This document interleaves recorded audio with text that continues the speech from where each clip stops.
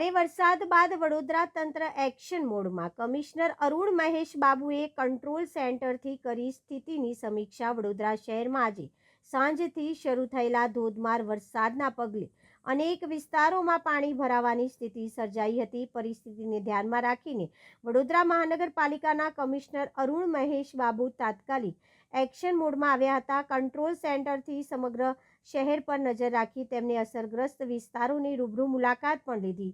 જોઈએ આ અહેવાલ. વડોદરા શહેરમાં ભારે વરસાદ બાદ અનેક વિસ્તારોમાં જળબંબાકાર જેવી સ્થિતિ સર્જાઈ હતી. વરસાદના કારણે નીચાણવાળા વિસ્તારોમાં પાણી ભરાતા વડોદરા મહાનગરપાલિકાનું વહીવટીતંત્ર તાત્કાલિક અલર્ટ મોડ પર આવી ગયું હતું. મહાનગરપાલિકાના કમિશનર અરુણ મહેશ બાબુ સીધા city command and control centre પહોંચ્યા હતા, જ્યાં શહેરભરમાં લગાવવામાં આવેલા સીસીટીવી કેમેરા મારફતે વિવિધ વિસ્તારોમાં પાણી ભરવાની સ્થિતિની સતત સમીક્ષા કરવામાં આવી હતી. સાથે જ પાણીના લેવલ અને સંવેદનશીલ વિસ્તારો પર પણ સતત નજર રાખવામાં આવી હતી.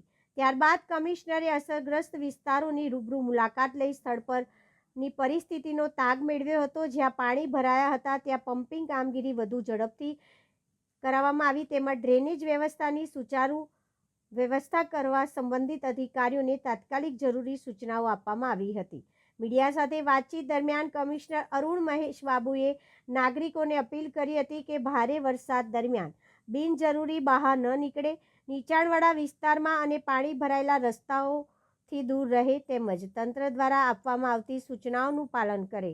કોઈપણ ઇમરજન્સી સ્થિતિમાં મહાનગરપાલિકાના કંટ્રોલ રૂમનો સંપર્ક કરવા પણ તેમને અનુરોધ કર્યો હતો. મહાનગરપાલિકા દ્વારા સમગ્ર પરિસ્થિતિ પર સતત નજર રાખવામાં આવી રહી છે અને જરૂરિયાત મુજબ તમામ વિભાગોને અલર્ટ રાખીને નાગરિકોની સુરક્ષા સુનિશ્ચિત કરવા માટે કામગીરી હાથ ધરવામાં આવી રહી છે. 5 થી 8 વાગ્યા સુધીનું આગાહી હતી. સારું ન્યૂઝ છે કે 5:30 થી 7:30 પહેલે જ વરસાદ પૂરું થઈ ગયું છે.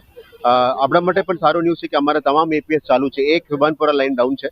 આ સિવાય તમામ એપીએસ અત્યારે ચાલુ છે, એટલે 73 લાઇન્સ ચાલુ છે. એટલે આપ જોઈ શકો છો કે જૂના વોલ્ડ વિસ્તારમાંથી પણ મોટાભાગમાં આપણા સ્ટ્રોમ વોટર ડ્રેનેજ અને ડ્રેનેજ લાઇનમાંથી પાણી નીકળી રહ્યા છે.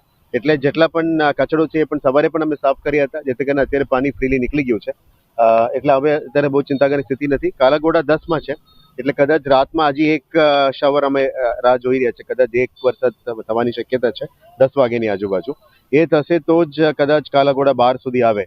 અને આજવા અત્યારે 209 છે, એટલે મેક્સિમમ 210.3 સુધી જવાનું અમારે એક્સપેક્ટેશન છે. આના પછી મેજર ફોરકાસ્ટ નથી આપણા માટે. કાલે જે પણ વરસાદ હશે એ રૂરલમાં હશે, એટલે આ વખતે પીવાનું પાણીનું આપણે જે સમસ્યા છે મોટા ભાગમાં હલ થઈ જશે. અને અત્યારે વિશ્વામિત્રીમાં પણ લેવલ નોર્મલ છે, એટલે ચિંતા નથી. એક જ અપીલ છે, અત્યારે અમે ઓલ્ડ સિટીમાં ઘણા બધા બાળકો રમતા જોયા, એ બધાને અમે રિક્વેસ્ટ કરીએ છીએ. અમે પણ અત્યારે અલર્ટ સિસ્ટમ્સ પીએ સિસ્ટમથી અનાઉન્સ કરી રહ્યા છે. બધા ઘરે જવા માટે અમને રિક્વેસ્ટ કરી રહ્યા છે. પણ એ જ પ્રાર્થના કે કઈ સમસ્યા ના બને અને આજ રાતનું એક નાનું શવર છે એ પણ નીકળી જાય તો પછી આપણા માટે રાહતની વાત વડોદરામાં છે. સવારથી તમે ફિલ્ડ પર છો, વિઝિટ પણ કરી છે અમુક વિસ્તારમાં. જો પરિસ્થિતિ એવી બને કે નીચાણવાળા વિસ્તારના લોકોને ખસેડવાના ચાન્સીસ થાય તો કઈ રીતની વ્યવસ્થા છે? અમે અત્યારે ચારો ડેપ્યુટી કમિશનર્સની અંદર ટીમ તો રેડી છે, ક્યુઆરટી ટીમ્સ પણ એક્ટિવ છે અને આપણે યુસીડીના લગભગ 14 શેલ્ટર્સ પણ રેડી રાખ્યા છે. અમે જમવાનું વ્યવસ્થા માટે પણ અલગ અલગ એનજીઓસ અને અમારું પોતાની વ્યવસ્થા પણ કરી રાખ્યું છે. અત્યારે કોઈ પણ એક પણ વ્યક્તિને અમે સ્થળાંતર કર્યા નથી. કદાચ એવું કરવું પડે તો અમારા માટે સિસ્ટમ્સ રેડી છે. અને આપણા સ્કૂલ્સ, આપણા પ્રાથમિક શિક્ષણ સમિતિના સ્કૂલ્સ પણ છે, પ્રાઇવેટ સ્કૂલ્સને પણ કહી રાખ્યું છે. અને આપ જાણો છો ડિઝાસ્ટર મેનેજમેન્ટ એક્ટમાં ડિઝાસ્ટર વખતે કોઈ પણ વસ્તુ આપણે પહોંચી વળવા માટે તમામ રિસોર્સિસ અમે યુટિલાઇઝ કરીશું. પણ હાલ હવે પેનિક બટન નથી. જે રીતનું અમે આગાહી કરતા હતા આ બધું અત્યારે નીકળી રહ્યા છે ધીરે ધીરે. હજી એક શાવર રાત માટે રાહ જોઈ રહ્યા છે. મોસ્ટલી અમે આમાંથી પણ બહાર આવીશું એવો વિશ્વાસ છે. શું અપીલ કરશો? તમામ નગરજનોને એક જ રિક્વેસ્ટ છે, રાતમાં વરસાદ આવે તો બહાર નથી નીકળવાનું, આપ ઘરે જ રહેજો. અમારું ટીમ તો ફિલ્ડમાં કામ માટે બહાર હોય, અધરવાઇઝ પમ્પિંગ સ્ટેશન મોનિટરિંગમાં હોય, અધરવાઇઝ સેનેટરી ટીમ સવારે વહેલા ફરી નીકળીને સાફ સફાઈમાં લાગ્યા હશે. પણ નગરજનોને એક જ અપીલ છે કે બિનજરૂરી બહાર નથી આવવાનું અને આપ ઘરે જ રહેજો. અને વરસાદી માહોલ છે એટલે કઈ પાણીનું line, pole, otherwise electric lines કદાચ લીકેજ થઈ શકે. એટલે આવા સાવચેતીના ભાગરૂપે ખાસ કરીને બાળકોને અત્યારે જ રમવા જોયા હતા એ બધાને અમે અપીલ કરીએ છીએ. અમારા ફાયર ટીમ્સને પણ મોકલીને અમે તમામને અનાઉન્સ કરીને ઘરે જવા માટે અમે રિક્વેસ્ટ કરી રહ્યા છીએ. ચોક્કસથી આ હતા વડોદરા મહાનગરપાલિકાના કમિશનર અરુણ મહેશ